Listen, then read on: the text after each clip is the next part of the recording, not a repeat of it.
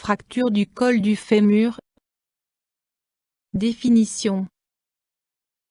La fracture du col du fémur est une fissure proche de l'articulation de la hanche, située entre le sommet, tête, de l'os de la jambe et la partie principale de ce dernier. La fracture du col du fémur survient souvent chez les personnes âgées après une chute sur la hanche. L'ostéoporose, dégradation de l'os, contribue régulièrement à une fracture osseuse. Lors d'une ostéoporose sévère, un simple mauvais mouvement peut suffire à briser le col du fémur. Les patients plus jeunes souffrent d'une fissure du col du fémur le plus souvent après un choc violent, par exemple lors d'un accident de voiture ou à ski. Pour engendrer cette blessure, la pression sur une jambe jeune doit être extrêmement violente. Une fracture du col du fémur nécessite une opération dans les heures qui suivent l'accident, afin d'éviter une nécrose de la tête du fémur, dégradation et mort d'une partie ou de la totalité du sommet du fémur. Cause. Facteur de risque d'une chute chez les personnes âgées. Démarche incertaine. Trouble de la vision. Trouble de l'équilibre, vertige. Trouble de l'attention, exemple, lors de démence. Musculature faible, réflexe lent. Pression sanguine basse, exemple, chute de la pression sanguine après s'être rapidement levé, médicaments. Environnement inadapté, exemple, barrière, seuil de porte, câble, sol glissant, humidité, faible éclairage, etc. Cause d'une fracture du col du fémur. Chute sur la hanche chez une personne âgée. Ostéoporose, dégradation de l'os.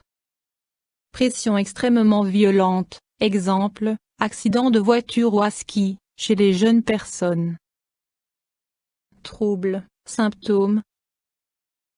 Incapacité de mouvement immédiate et complète.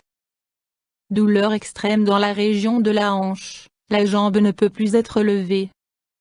Douleur croissante au toucher, éventuellement un gonflement sur le côté de la hanche. Selon la zone de fracture, la jambe peut être raccourcie et tournée vers le côté. Dans des cas plus rares, la jambe peut ne pas être tournée vers le côté et la douleur peut survenir dans la région du genou. Une fracture du col du fémur risque ainsi dans un premier temps de ne pas être soupçonnée. Une blessure des vaisseaux sanguins et des nerfs survient plutôt chez les jeunes patients, c'est-à-dire suite à un choc violent. Examen, diagnostic. Déroulement de l'accident, description et âge du patient mettent quasiment tout de suite le médecin sur le bon chemin. Confirmation du diagnostic à l'aide d'une radiographie, rayon X, du bassin. Éventuellement un scanner, CT, computé tomographie. Éventuellement une IRM, imagerie par résonance magnétique, avant tout pour exclure d'autres blessures dans la région de la hanche.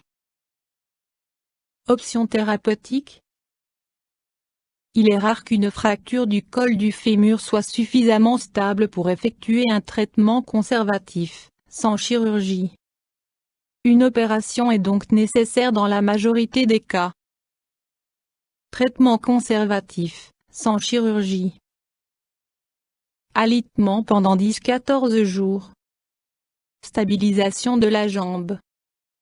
Prévention, prophylaxie, d'une thrombose. Éventuellement une thérapie respiratoire. Après 2 ou 3 jours débute la rééducation, tout d'abord prudemment, puis avec une augmentation progressive de la charge sur la jambe pendant 4 semaines.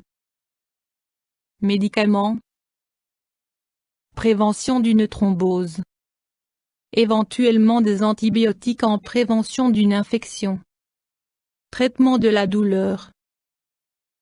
Type d'opération chirurgicale.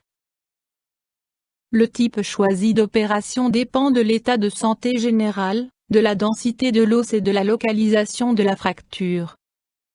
Dans tous les cas, l'opération devrait avoir lieu dans les 6 heures suivant l'accident, risque d'une nécrose de la tête du fémur. Insertion d'une vis, ostéosynthèse, est seulement possible lors d'une densité osseuse suffisante, pas d'ostéoporose.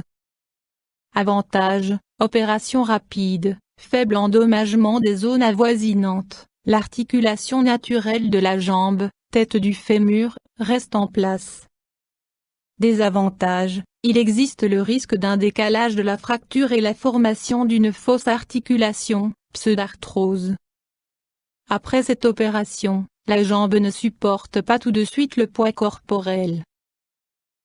Vissage dynamique de la hanche, plaque de métal et vis, pour stabiliser. Une plaque de métal est fixée sur le haut de la jambe et une épaisse vis est placée sur la tête du fémur. Cette opération n'est également possible que si la densité de l'os est suffisante. Avantages: opération rapide, l'articulation naturelle de la hanche, tête du fémur, reste en place. Point désavantage: un décalage de la fracture peut se produire. Une application complète du poids du corps n'est pas immédiatement possible. Il y a aussi un risque de nécrose de la tête du fémur. Articulation artificielle, prothèse, de la hanche. Ce type d'opération est effectué chez les patients âgés et ayant une faible densité osseuse, ostéoporose. Il existe deux possibilités, soit une prothèse de la tête du fémur est ajoutée sur la partie principale de l'os de la jambe, fémur, qui glisse donc dans le creux original de l'articulation de la hanche, soit l'articulation artificielle complète, la tête du fémur et le creux de la hanche, c'est-à-dire une prothèse totale, PT, est ajoutée. Avantage: la jambe peut soutenir le poids du corps peu de temps après l'opération. Un rétablissement rapide du patient évite ainsi un alitement prolongé et réduit les risques de complications, pneumonie, embolie pulmonaire, escarre. Désavantages: opération plus vaste, gros endommagement des zones avoisinantes. La prothèse de la hanche peut se détériorer, nécessitant ainsi une nouvelle opération pour la changer. Mesures d'urgence, premiers secours.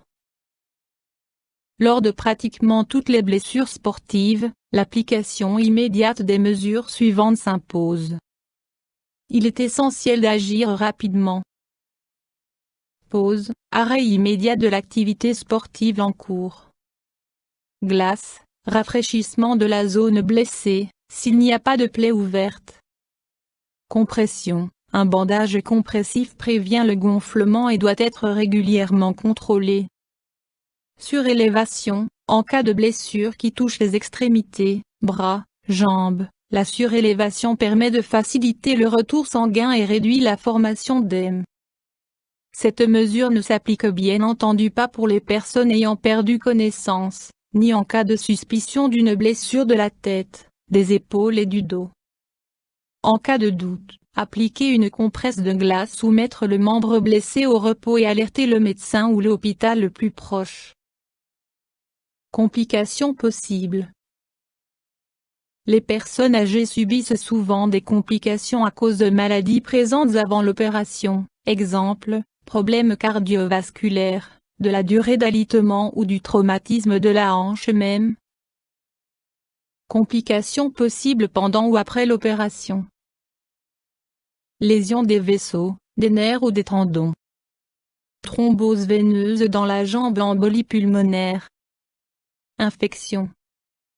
Pneumonie, inflammation pulmonaire.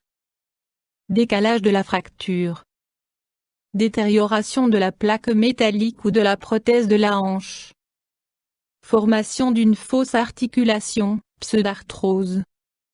Dégradation, nécrose, de la tête du fémur. Problème de cicatrisation. Saignement. YouTube Docteur Alabé.